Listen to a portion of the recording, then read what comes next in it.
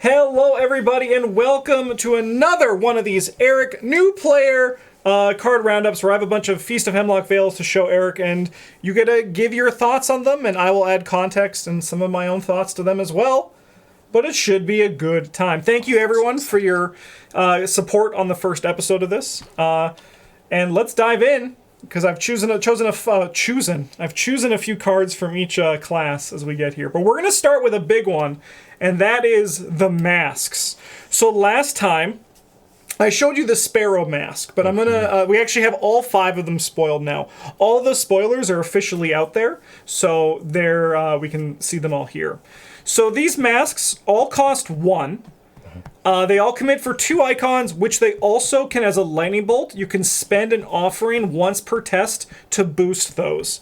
So, for example, Wolf Mask is Fist and Foot, Mouse Mask is Brain and Book, Fox is Book and Foot, Cat is Brain and Fist, and Sparrow is Brain and Foot.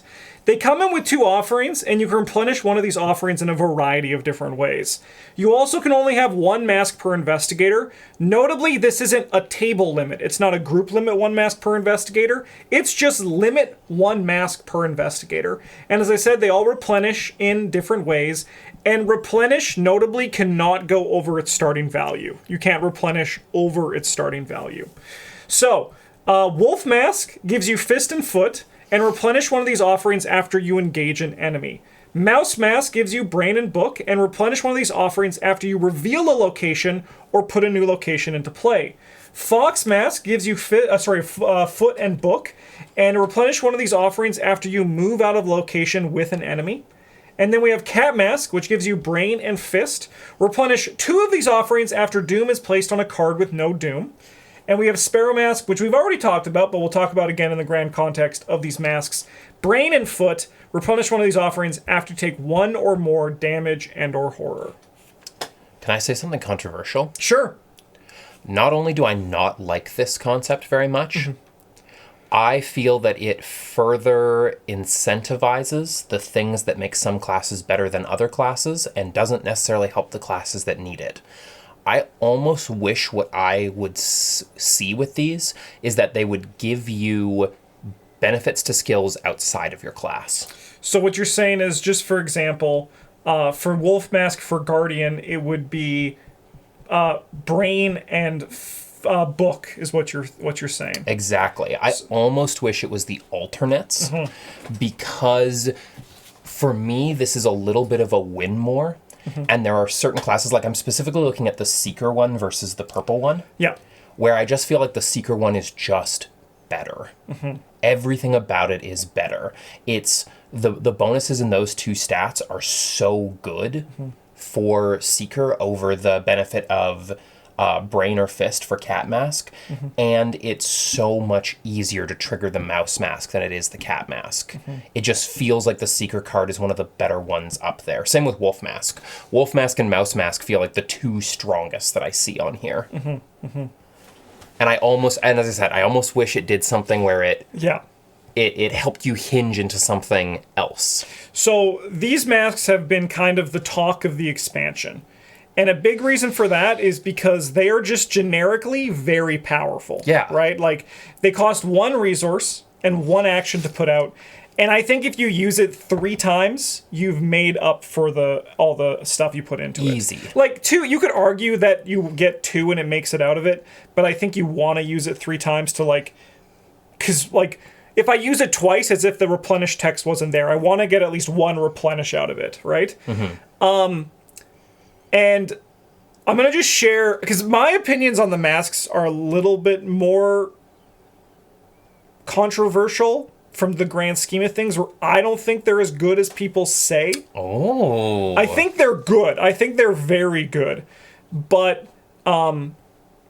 there's a lot of people talking how they completely negate. There's a cycle of cards in the core set which are 2 cost, you put them into play, and you can spend resources to increase 2 stats, right, across all the classes. People are saying those have been power crept out of the game, and my thought is, good. Those cards weren't that great to begin with, right? You have to have a reason to play them, and most of the reasons is just to get to the upgraded versions, right? I still think these cards are incredible, and like Wolf Mask, and particularly actually Sparrow Mask, I think are the ones that are the two strongest, because they are the ones who reward you for just playing the game. Yeah. Right? Mouse Mask, I do think, is quite strong in the right deck. Like, for example, Luke Robinson. Because he can put a location into play, so it's really easy to refill, and he likes those two stats. Yeah, so that's really cool. That's really cool. Notably, the one that intrigues me the most is actually Cat Mask. I agree. And the reason is, I think, half of what you said, which is that it's using Fist, which is not a common Mystic symbol to boost. If this was Foot and Fist, that would be interesting. I actually do think your point is 100% right. I think these cards would be a bit more interesting if they had the not main things that the class is doing. And it's true for some of them, because Guardians, they generally don't use their foot, right? It's not true for Mouse or Fox or Sparrow. But Sparrow is kind of Survivor. Survivor is a little bit different than everyone else. But Cat Mask is really cool because it uses that. It gives you a reason to use your Fist as a Mystic. And also, it's actually going to be pretty easy to refill, because if whenever a card is placed on a card with no doom, so that's a card you control, that's the Actor Agenda, that's a Cultist that comes into play. Oh, right, I forgot. Okay, Cat Mask is much stronger than I thought. I was only thinking of the Cultist, and I was like, what if you play what if you play where there's no location that generates doom or no Cultist that generates doom? But it's also your own cards too. Yeah, so there's a play for that. Like, you remember in your Luke deck you had what's his name? David Renfield. Yeah. Hey, Russ, don't go on the soundboard, okay? We don't go on the soundboard. Get out of here, buddy. So every time you use David Renfield, you also get a boost that replenish that mask. I think the cards are. I do agree. They're kind of. I like the flavor of them, but they're kind of just also like generically boringly good. Yeah. You know? And I think that's kind of why a lot of people are saying that they're too good, because they don't require a lot to be good. You know? I think the fact that they're also not slotted is, I think, one of the ways that they're very powerful. The fact that they don't take up anything on the body. I will say, though, I could definitely see not running these personally. Like, I don't think that they're an auto pick. But I do think you're right, actually, about the Wolf Mask and the Cat Mask. You're right. It's cool if it has one of your primary stats and a stat that isn't so good. Yes. That would be a lot more fun. Yeah. Yeah. So, like, if Mouse Mask was, like, for example, Book and Fist, right? Yeah. That would be really cool. I do wish that they didn't have... Because, like, the problem is, like, I'm making the argument in my head where, like, I could see me running these all the time as a one-of, right? But then I say, but it has symbols that I can commit with. So, like, why wouldn't I just run two? And that's why I think, like, once again, if they just did not have commit symbols, you would actually have to have a bigger conversation with yourself about auto-including them. At the same time, I will say, I do think that just cards that are generically good that you can just put into your deck just to, like, round out a deck aren't bad. But I do think, apart from, like, the Wolf and the Sparrow, which kind of just refill themselves as the game plays, you're going to want to be building around refilling these cards, because, you know, 3 is like the minimum, but you want to like really get like, if you can get like 8 uses out of these, then you're laughing. Yeah. Yeah. The only other thing I will say about them that I kind of like is that there's a handful of investigators that I'm kind of interested in playing, but it feels like their stats are too low. And so including 2 of, like, say, a Mouse Mask brings a character who maybe has a weaker stat line into a more potentially interesting play zone. Yeah, definitely. Which is potentially an option, because, like, you've been kind of teaching me that, like, 5 is a stat you want to generally be at for your primary use stat. Yep.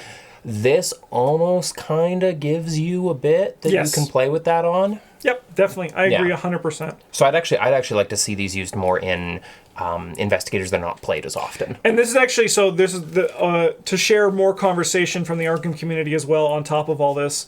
There's a lot of talk where people are saying, like, they view these better for people with low stats, but there's also a lot of people being like, why would I play those in the low stats when in the good stats, the stats just get gooder, right? Just get gooder. And I do think that, like, I mean, once again, my opinion on these cards is, like, I would give them like a 3.5 out of 5. Just a banging card, but, like, not broken.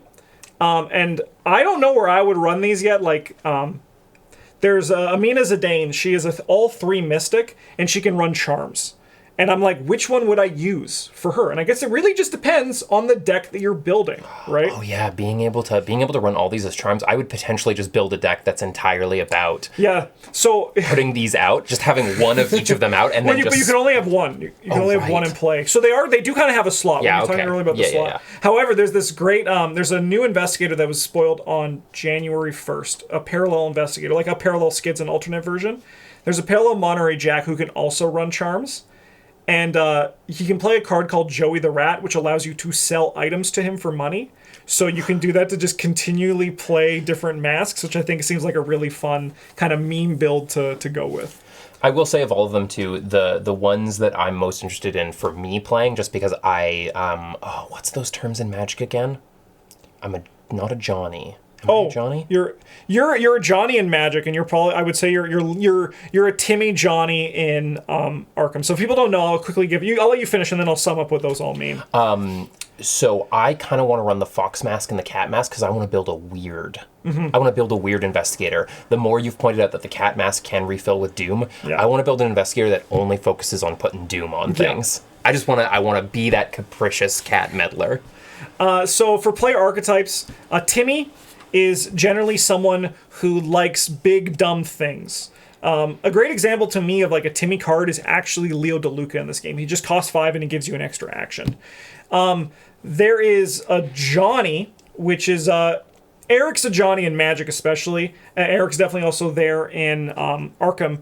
But Bryn is Hyper Johnny. We have a whole series called Bryn's Madhouse where Bryn builds dumb deck ideas and we see if they work, right? Spikes are someone who only care about value and winning. If you had to point to someone in our group who is that would be Travis. Travis only cares about like what's good. However, this is not true. You're not like one of those people who is only one. Yeah. Because like I lean all three. I like Timmy, Johnny, Spike. Travis leads Timmy. Travis leads Spike, and Bryn kind of goes like Spike, Johnny, and kind of Spike Johnny, but he's definitely more Johnny. So it's kind of like one of those things. Yeah. It's like a good lie to be able to talk about these things. And what I mean by bringing a Johnny in is just like the Fox Mask just seems strange. Yeah. I want to do something weird with that. The Cat Mask seems dangerous. I want to play with fire. Hell yeah. Yeah. All right, let's go on. We got go by chose a few cards for each class, and we can talk about them. First one we got here is Guided by Faith. This is a 2-cost event in the Guardian class. It's a Spirit and a Blessed. Investigate. You may use Brain instead of Book for this investigation. Before revealing Chaos tokens for this test, add 2 Blessed tokens to the Chaos bag. If a Bless or Elder Sign token is revealed during the skill test, discover 1 additional clue at your location.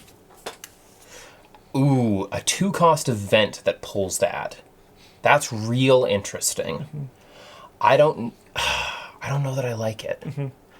And the reason I don't like it, I think, is because if you're focusing on using Brain over Book already, A, it feels like you're a little out of color here. And then B, it feels like you already have cards that do this, and there's already really good cards that do this. And then on top of that, it's also if one of those tokens is revealed. You get the extra clue. Which is just like, again, like my Luke Robinson deck, if I could run this, would I? No, I wouldn't, because I already get all these powers in other ways. Yeah. But I also don't know enough about less decks. I do agree. I agree completely with what you're saying. However, this is my thought process for this card. Because once again, I haven't played with these cards, so I don't really know. But just with my knowledge of the game, I agree completely. I think when you look at this card, you are only running it for one specific reason. And that is if you are a level 0 to scenario 4 deck, and you want to put Blesses in the bag and you want to advance the game. This allows you to do that while also advancing the game. If you get the Elder Sign or Bless token, it's gravy. You can obviously cheat it with Favor of the Sun to like draw the token that you want. But generally, I agree. This card is kind of just here to, in my opinion, if you want to advance the game while getting Bless tokens in the bag, this does that. Right? I hadn't thought about that, but yeah, absolutely. It's a Bless token generator. Yeah, but I don't think it's particularly great one, but I mean, it's a level 0 card, right? So it has a home for a bit, and then you just cut it from your deck. I also, and I will say again, I haven't played Bless deck yet, and I've noticed that there is a lot of Bless in blue, so I don't know. Yeah, I don't know. Bless is Survivor, most commonly Survivor and Guardian. Oh, that's cute. With a little bit of Mystic, because Mystic plays Paradox, which cares about both sides. All right. Purify. This is an innate bless skill. You can may commit it to any type of test. Max 1 committed per skill test because there's no icons, so you have to be able to commit it like that. If this test is successful, for each point you succeeded by to a maximum of 5, add 1 bless token to the bag or remove 1 curse token from the chaos bag. If you're looking to generate bless tokens, this seems great. And the fact that it can remove chaos tokens for you, I don't know how many cards put in bless and chaos tokens, but I feel like this potentially, 2 of these potentially opens up a whole bunch of weird generation. I mean, that's all it does. Yeah. But it also doesn't cost anything. It doesn't cost anything. It's true. It's a 0 level, 0 skill. I would love, do you remember that card you played in Leo, Enchant Weapon? Yeah. Where you added your brain to your fist? This seems like a good home for that, where you're trying to, you make your value really high. Yeah. Because Guardians, they're weird. They don't generally go for, a super high skill level, They go for, they're just consistent, right? Yeah. They just have a good value against the things they're fighting. So I feel like that's the home for it. I'm also curious, I don't know if you ever actually have seen the card played. Lock Picks, it's a rogue card where you add your book to your foot and investigate. I'd love to see someone who can play lockpicks in this card. I think it's only Skids O'Toole right now, but that seems really fun as well. Is there anyone who is blue-purple? Yes, Diana.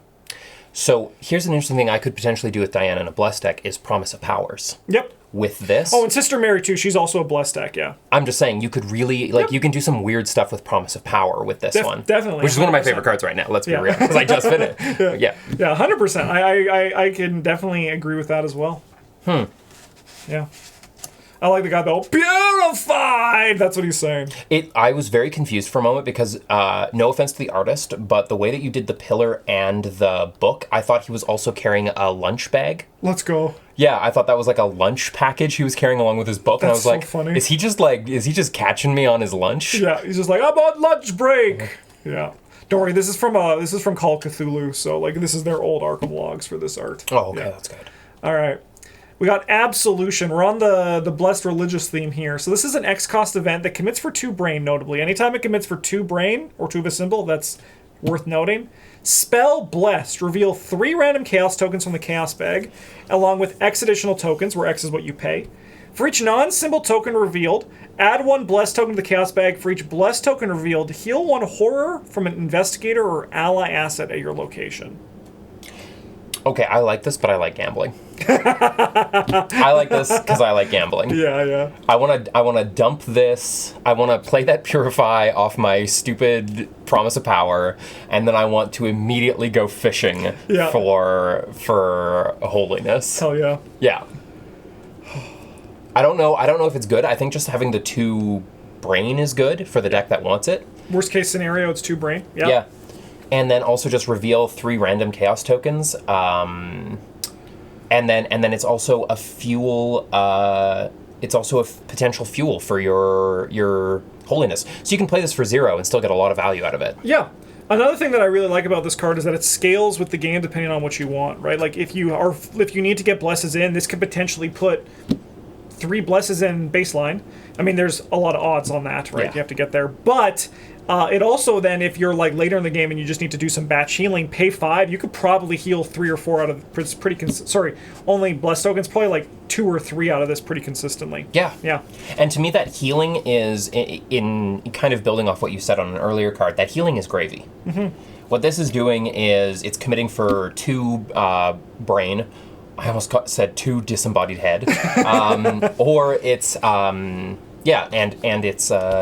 it's potentially adding blessed tokens. People already hate that we call them foot, book, brain, and fist, so I think they disembodied head could ruffle a few feathers. I think we ought to try that one on for size. I think I like it. I agree completely with you. DH. Yeah. D-head. Yeah. All right, I think we're on to the Seeker cards. We got Transmogrify. So this is actually one that we spoiled. So don't worry, my feelings aren't going to get hurt if you say you don't like it. But this is a 1-cost event. It's a Gambit in Science. Evade. You may use Book instead of Foot for this evasion attempt. If you succeed and the enemy is non-elite, attach Transmogrify to it. Attach enemy gains Massive, cannot move. After you evade this enemy, discover 1 clue at its location, limit once per round. That's ridiculous. This is such a good card. This is an absurdly good card. A, because the art is beautiful, and I think The that art this is creature really is good, beautiful. Because I'm one of those kinds of internet people. I would take this thing out on a date. Second, this is incredible. This completely allows you to change fellow allies into being able to get clues as long as they have a decent foot. It pins a creature that could potentially be dangerous even if it's non-elite to a location. So you could use this and then just leave. Yep. Yeah. And then the discover one clue at this location. Plus, you're given book instead of foot for a seeker for an evade check. Yeah. This is massive to me. I also wish I knew the answer. But I think it is okay. So I think because I remember I taught you who was that investigator we just talked about, Trish Scarborough. Yeah. Turn order. If is before after, I think, or no, after is before if. I actually don't remember. I don't know if you get the clue on the first evade, and I probably should because we made a video talking about this card, but I don't. But I agree. I think this card's really cool. It's also a great tech card. I don't want to talk about that details because you don't know a lot of the campaigns that I would talk about for this, and I'd rather leave you to be surprised. But I agree. I think the card's really fun. I live in perpetual darkness. Yeah, no, this is a great card. I would love to partner this with someone who had Bigfoot. Yep. I'd like to have this in the pocket of Bigfoot. Yeah, Bigfoot. Yeah, Bigfoot comes in and saves the day. Yeah, 100%. Yeah. I would, if I was playing a 3 or 4 player game and other people had high foot, I would auto include this. I'd be like, help me gain clues because you can also mess with Shroud on this. Yep. 10 Shroud, I don't care. Let's just use our feet. Yep. Also, locked doors as well. It circumvents those. Yeah. Definitely. So good. That's a cool card. Put it on a cultist. Don't even care if it hits you. Yeah. Yeah, especially, going back to this, something with, low value, you could just, tank a few hits and just, leave it if you can't evade it. Yeah, definitely. Literally just cheat Shroud. Yeah. All right, we got Prismatic Spectacles. This is a 2-cost, level 2, item relic cursed asset that takes up the accessory slot. As an action, add 1 cursed token to the Chaos Bag and investigate. You get +2 skill value for this investigation. If a cursed token is revealed during this investigation, you may exhaust Prismatic Spectacles to discover 1 additional clue at your location. This is insane. I love this card. I wish I had this as a Luke Robinson deck. Yeah, you probably could have definitely played this in your Luke deck that you just played. The flat +2 for a Chaos token is so good. That's the difference. That is the difference for most cards that are switch your stats when you're a Mystic, who's a clue getter.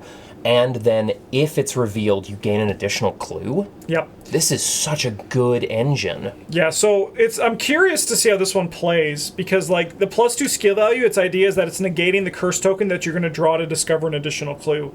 But you're also just investigating in yellow with your book, right? And those are usually boosted up by other things. Yeah. Yeah. And again, if you're putting Chaos tokens in the bag, there are so many good yellow cards that put Chaos tokens in the bag. Run your Blasphemous Covenant, which is also in your color. Yes. This is a great card. Yeah. I mean, it's actually kind of really nice that you played, for people on YouTube, Eric's still playing the deck. We have not finished the campaign. Wink, wink, nudge, nudge. We're not starting recording the new one right after this. Wink, wink, nudge, nudge. But, it's nice that you got to play a curse deck to see before all these new curse cards came out, so you have a bit more context for them. Which I'm very afraid of future curse decks. Meta OP. Yeah. All right. We have Fine Tuning. This is a 2-cost, 1 experience insight upgrade event. Attached to a tool or science asset you control, limit 1 per asset. After attached asset exhausts, exhaust Fine Tuning, ready attached asset. I like this. I really like this. We've talked about some of the new tool and science pieces that have come out. I feel that was a tool. Yeah, wouldn't that be insane? I think this is just good. This is just good value. We have a little alert on this card. Stand by to see if it ever breaks the game, because in Magic, effects like this break the game. Yeah. So I'm curious, something like one. No, nothing right now. Are you saying I'm just gonna present board state? Yeah, it's just gonna be one of those things where just I've gone infinite. Yeah. Yeah, I have dealt infinite damage to the boss of the map. Yeah, it's over. Yeah. So yeah, I'm curious. It is very limited though, so I don't know if it will happen, but there is a little alert bell we have on this card. I believe it. Not too much to say about this card though. It's just I love things that ready actions though. Yeah. That always feels good as a player, and for 2 for $2 and an experience. I feel like if you're running a tool or a science asset, even if you can't go infinite, you're going to want this. Yep, I agree. All right, on to the rogue cards. We got fake credentials. 3 cost, item illicit asset that takes up the hand slot. As an action, choose an enemy or location and exhaust fake credentials. Parlay. Test book 1. This test gets +1 difficulty for each suspicion on fake credentials. If you succeed, discover 1 clear location and place 1 resource on fake credentials as suspicion. If you fail, you must either discard fake credentials or the chosen enemy attacks you. I think this is a flavor win. I don't know how good it is. So there are 2 other magic personalities that were defined. Unfortunately, their names suck compared to Timmy, Johnny, and Spike, so we don't talk about them too much. But there's Melvin and Vorthos. One of those, I don't know which one's which. I think Melvin is if everything on the card sings to them. So like all the numbers work, like all of the everything mechanically goes. And Vorthos, I'm pretty sure, is flavor and like flavor mixed with function. And yes, this card is 100% that. Honestly, I'm just gonna copy paste what you said because that's my thoughts. It's very flavorful. Is it good? I don't know. I don't know either. I don't think so. I think because of its color and the fact that it's book, but it's only test book 1. Mm-hmm. Yeah, because like think about it, right? Like if we just like actually break the math down, let's do for a second. Yeah. Let's just say, for example, you need to have an enemy or location, which makes this a lot less reliable, right? But let's say, for example, you're on a 4-shroud location. This just gives you more. And you don't have to keep using it. You can eventually cycle it out of your hand just by playing another hand asset. Yes, yeah. The only question I really have about it is, what's the setup? Mm-hmm. Are you just walking into an enemy location, not planning to evade it? Because evading an enemy is an extra cost on this. Let me show you a card that I think, once again, if I'm just theory crafting. Yeah. Handcuffs. So, as an action on handcuffs, is not attached to an enemy evade, used only on a humanoid enemy. This evasion attempt use fists instead of foot. If you succeed, attach handcuffs to the just evaded enemy. Attached enemy is non-elite, it cannot ready, and doom cannot be placed on it. So you basically take someone prisoner and you're like, I am Norman Withers. I am Norman Withers, over and over again, just trapping this person. Yeah. Like that would, because like otherwise you're just relying on drawing an enemy, right? Yeah, you're relying on drawing an enemy, you're relying on evading unless you have some sort of other evasion tech. Because otherwise, I wouldn't want to be standing here taking hits to activate fake credentials. Yeah, well, it has Parlay, so Parlay doesn't provoke attacks of opportunity. I'm just saying that you'd still be on the square. Oh, I get what you're saying. I get the enemy. It doesn't solve the enemy. It doesn't solve for the enemy. It doesn't stop the enemy from attacking you later. If you succeed, yeah, it is one of those things. Like, I feel like this card would be better. Excellent point. If it it also exhausted the enemy, right? Yeah. So, like, if you succeed, discover a clue, and exhaust the enemy, I think that would work then for the scaling thing. Exactly. Yeah. But there's a lot of text on this card. Putting a bit more would be... Yeah. I don't know. I agree with you, though. Just make a long card. Yeah. Flavor, it's just a little bit longer. Yeah. Or it's like they have a Marvel Champions game where Ant-Man opens up into a giant card. They should just do that. That's cute. I love that. All right, next one we got Scrimshaw Charm from Distant Shores. You like the flavor already? I like Scrimshaws. 1 cost asset, item Charm Curse takes up the accessory slot. As an action, add 1 to 3 curse tokens to the Chaos Bag and exhaust Scrimshaw Charm. Gain 1 resource, and for each token added, gain 1 additional resource. That was my reaction when I saw it the first time, too. This can't be real. It is. This is great. Yeah, it's very good. This is...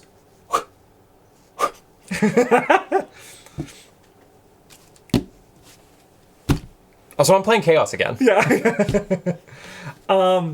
So weaknesses that you might not know with your because you actually don't think you've ever played Rogue. The accessory slot in Rogue is hyper competitive. It's a very powerful slot in the Rogue class. But if you're a curse deck, go nuts. Yeah. Right? This replaces your I'll just gain 1 on an action. Yeah. This is literally gain 3, pump chaos. Yeah. Profit? Yeah. You literally profit off this. Yeah. Okay, here's another funny thing. I could see you running this in a Schizo Tool deck that was with a Chaos deck as well. Yeah, or like like honestly. Sorry, not Schizo Tool. No, it was Skids. Yeah. Parallel Skids. That's right. Because I always called him Parallel Skids. Yeah, his first name's not Parallel. Yeah, 100% actually like. once again, slight spoilers, but Eric and I finished recording the Forgotten Age, and this would have been a very good, because it's also big money, and I was playing a big money Skids deck, right? Yeah. Downside is, though, once again, if you have too many curse tokens in the bag, you can't use it anymore. Yeah, that's true. That's true. It will power itself up, but if you've done that, you're winning. Yeah, it is one of those things, right? Like, I don't think, like, you could feasibly run this in any deck, but I agree it's probably better in a curse deck. Yeah. Right? His name's not Parallel? No. Trying to keep a straight face. What's his name then? Yeah. But my reaction when I first saw the card was exactly what yours was. That's just like, absurd. mouth agape, what the fuck? It's absurd. It's almost better than the GOAT. All right, so Eric, well, before I read this card, this is one that we don't get. So I wanna know if it makes anything ding for you, if you're also just like, why is everything so expensive? So 3 cost, 5 experience. So 5 XP, Trick Gambit, Parlay, choose an enemy location and test Book X, where X is the chosen enemy's combined damage and horror values. If you succeed, deal X damage to each enemy or location, and after this effect resolves, you may disengage from each enemy and move to a connecting location. This is possibly the greatest card I've ever seen, and I want to build a whole deck around it. This is almost better than the Red Gloved Man. Ooh. This is incredible. So, you're in a bad situation, and you're intentionally in a bad situation. I mean, this works great for any situation, but you're looking at their damage and horror values. So, you're in a real bad situation. You choose the person who does 1. You parlay 1. Well, you test 1. You deal 1 damage to every enemy at your location, then you disengage and leave. You have just turned into a walking bomb. Every time the enemy has to chase you and engage with you, you just keep choosing that one person until they're dead and leave. You can just literally kite people to death. Let's say you don't want to do that. Let's say you have a great book skill, you've got that promise of power in your hand, you're ready to just choose the highest enemy on the field and eliminate 4 enemies and deal like 5 damage to the boss. That's wild. Specifically the disengage from each enemy and move to a connecting location if you want. Yeah, that part is nice. Is wild. And it's parlay, so it's not triggering any interactions. This is fascinating to me. Now, what if I told you there was a level 0 Guardian card that did the exact same thing pretty much for 2 more resources? And that's why we're confused. Because I agree with everything you're saying in theory. But the numbers are just so high on this, right? So there's a Guardian card called Dynamite, which you can deal 3 damage to all enemies and investigators in your location or connecting location. And it's kind of the same as this. And I agree, though, right? Like, everything you said is true. I just feel like the thing that I don't get is why everything costs so much.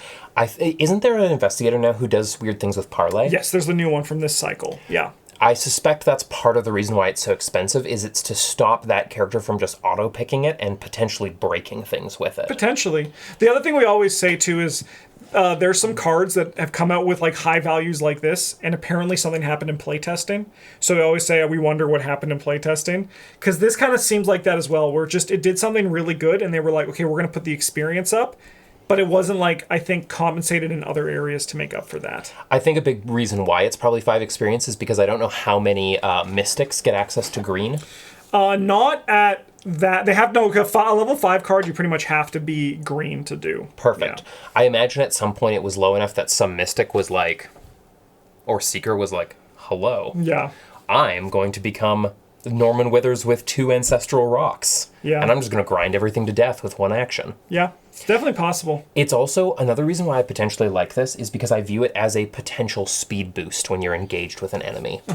So if I'm engaged with someone, I can just parlay 1 if they only deal the 1 damage and use them to hop to a connecting location. Yeah, and I mean, like, you potentially, if you kill an enemy off that, like, yeah, like, if it packages all these things together, I think that's a sound theory for why this card is the way that it is, you know?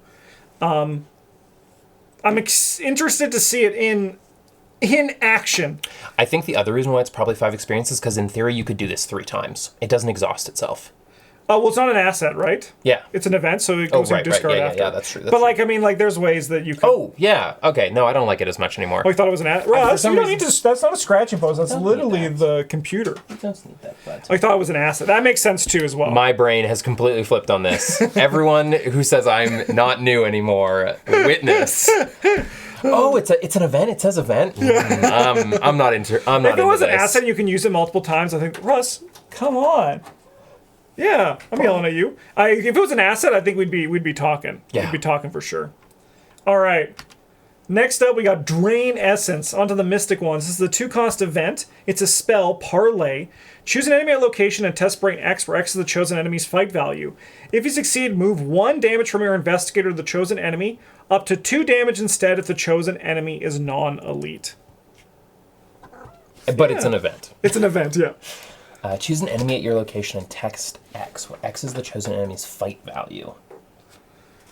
So you're basically fighting the enemy just with your brain. You don't like it? Why I don't not? like it.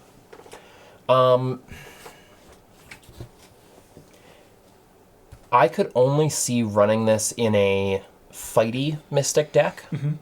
And if I'm in a fighty Mystic deck, I already have powers or spells or abilities that are hopefully doing better than this. Mm-hmm.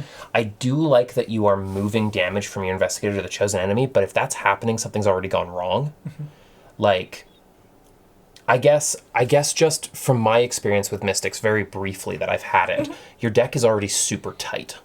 That is very true. Especially if you're fighty. And I don't see moving 1 damage being worth a 2-cost event spell. Yeah, I mean, like, I think a big thing, too, this card will see more play if you don't have Dream Eaters, which has the Spectral Razor card, which is really powerful. There's an Investigator, Parallel Agnes. This card's going to go bonkers in her. She has an ability where you can spend, when you play a spell event, you can take a damage to reduce its cost by 2. And then it shuffles into your deck afterwards. Yeah, this is great. So, like, that's great for her. I'm curious to see where this one goes in the long term, because I do agree, like, especially on the thing of Mystic deck being super tight. And if I had this and Spectral Razor, I would always choose Spectral Razor, Yeah. right? Because it just is better of the two.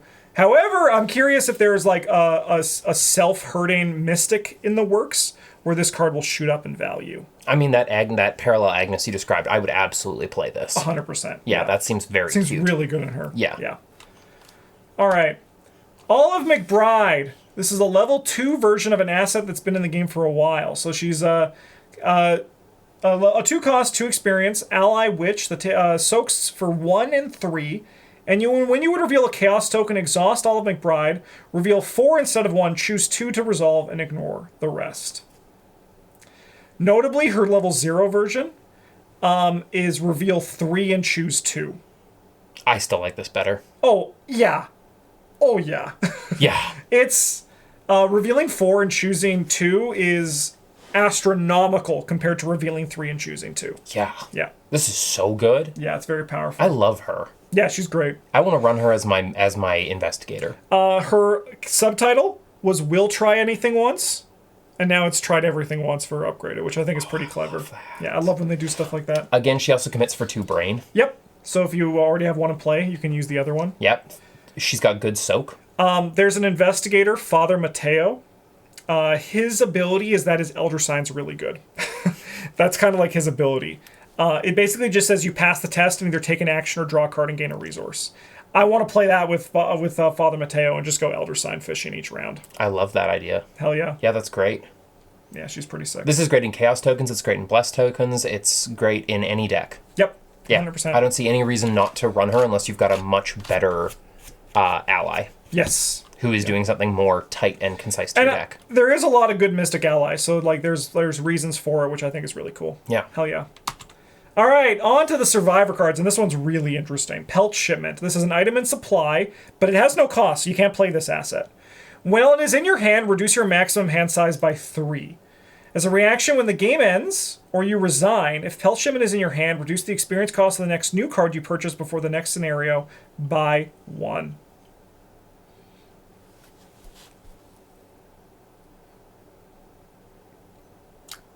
Interesting.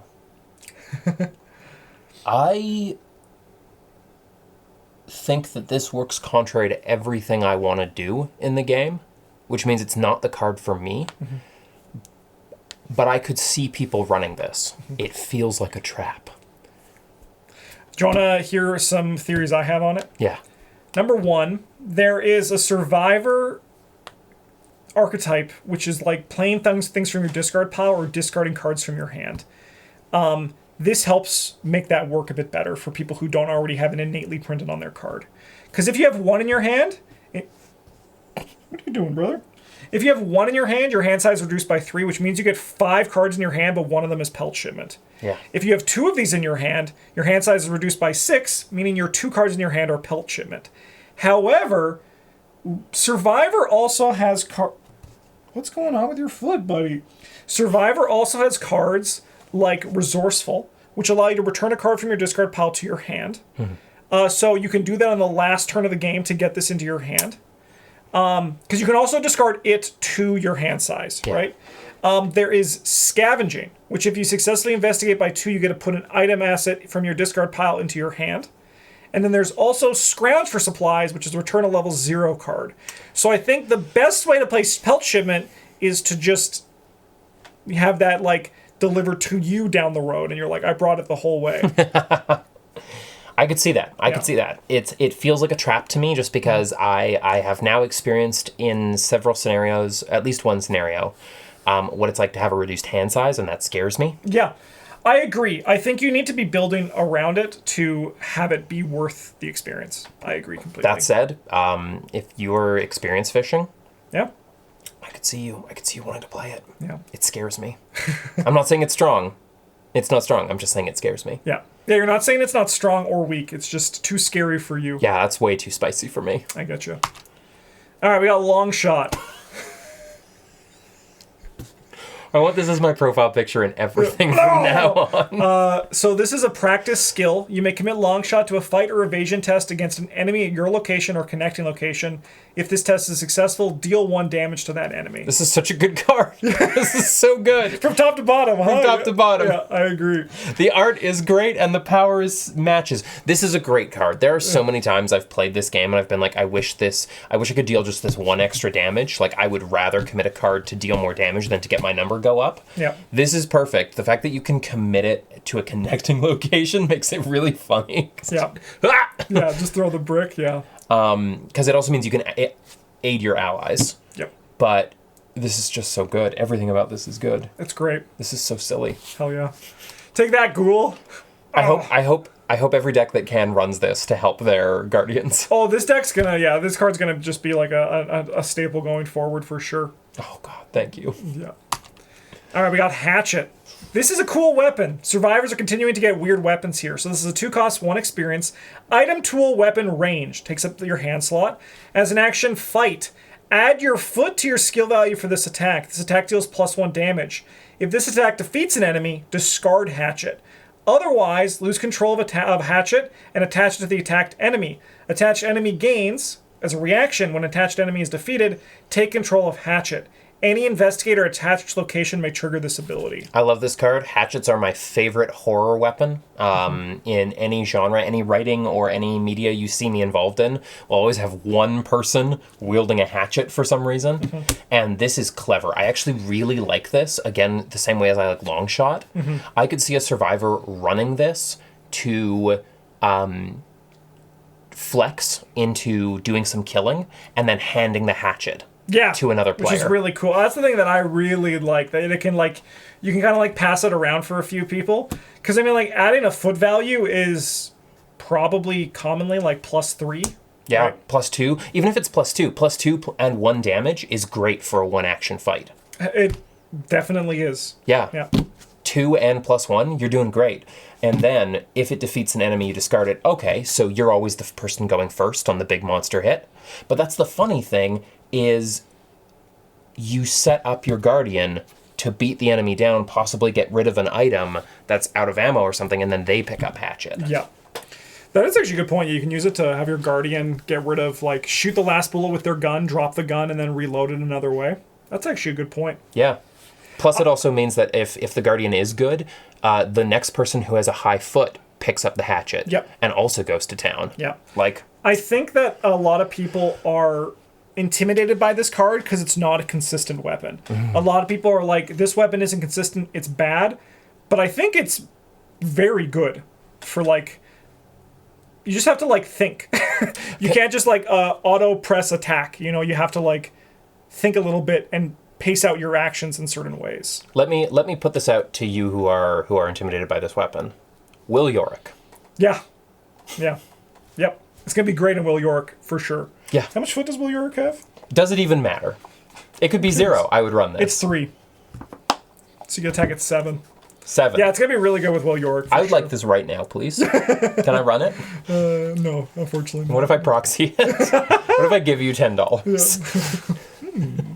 All right, I think we have one more Survivor card. Okay, before we get to this one, this is the most Justin card that's ever existed in this game. I saw this card and I was like, you know, like Amiga Fault, like this hole was made for me. This hole was made for me. Which is funny because Amiga Fault is also the hole that was made for you. Yeah. Just the story. Yeah. 2, this is Persistence. A 1 experience skill. It's innate. Commits for a wild. You may commit Persistence to a skill test from your discard pile. If you do, shuffle it into your deck after this test ends.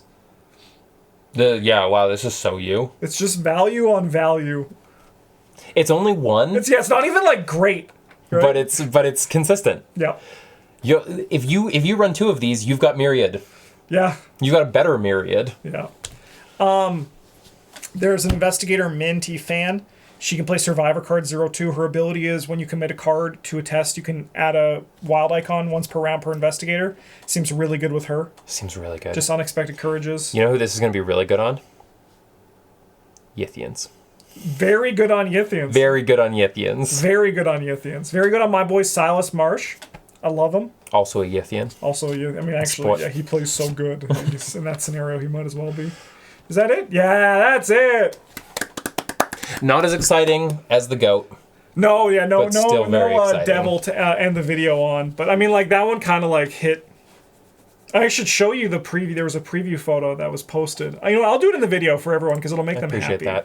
that. I like that we ended last video on my type of favorite card, which was a bad goat. Yeah. And we ended on your favorite card this time, which was a dude digging in a farm. Hell yeah! All right, Eric, don't look yet. I'm gonna get your reaction. Let me just save this image. And If it's the red gloved man wearing a goat mask, I'm just gonna scream. No, I think it's gonna because I know what gives you the heebie-jeebies. All right, you're good to look while I'm setting this up. But this was a spoiler, a preview image shown on the website. That's Vincent Lee. Don't mind Still that. not. I was like, a doctor? So this was a spoiler for the campaign, Hemlock Vale. And if there's one thing that might give Eric the heebie-jeebies, look at this scary monster. So the description was, so this is, they're doing a bunch of descriptions of like local fauna on this island that are starting to act strange. And the thing that they just pitched for this one, so the whole thing for Hemlock Vale is that there is a day and a night, and each scenario is different if you go during the day or during the night. And there basically was like, this creature is much bigger than they described, almost like a whale. And it's very like, it moves very slowly during the day, but at night it has amazing speed. So like, I think they're doing a good job of hyping up this campaign. Eric does not like underwater monsters, so I just had to show this to them. And I have thalassophobia, and I am especially afraid of crabs, so this is perfect. Perfect. All right. Oh. Huge thank you to everyone who watched this episode. Eric and I will be doing probably 2 more of these videos. And then I know people will want it, and I know Eric's going to want it. We'll actually do a slideshow when we get all of the cards for the box, and Eric can give their thoughts on them. And we can even, like, I think it'd be fun to do is build a deck with them on just kind of like what you feel. Could be a fun thing to do. Like Eric's first Hemlock Vale deck, even if it's not the next deck that Eric's going to play, just because YouTube time works so differently than regular time. But thanks for watching, everybody. Have a good one. And as always, a GG's.